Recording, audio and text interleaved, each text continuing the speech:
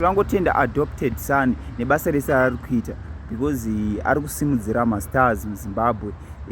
Basa iroro ihombe and vazhinji vari kuritadza but iye ari kurikwanisa, so tinongomupa sando dzake nebasa rese raari kuita. Ngarambo akadaro, usaora mwoyo, ramba uchisimudzira vanhu. But chandoda ngokurudzira vanhu ndechekuti kana uchinge wasaina contract nemabig company, usanyanya kuzvitutumadza, usanyanya kufara zvokudaro because social media iri very rough.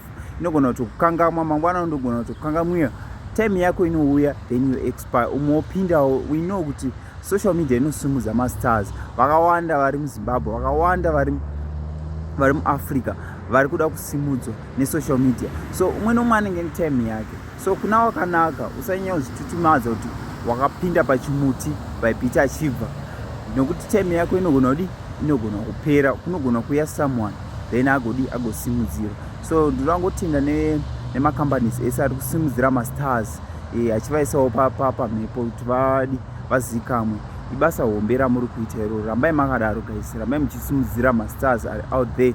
Vakawanda, vane zvipo zvakawanda, vane matalent akawanda but havasi kuonekwa, but nekuda kwekurudziro yenyu munobva mavasimudzira then tobva tavaziva. So ndinongoti rambai makadaro, musaora mwoyo. And we all know kuti macompanies akawanda anenge achiita futi mabenefit. So nguva yako ikangopera, ikangoexpire, then kune vamwe futi vachauya vachitora vamwe. So it's a game, it's a cycle inenge ichingodi kusimudzirana kuti tichingoenda. So thank you guys.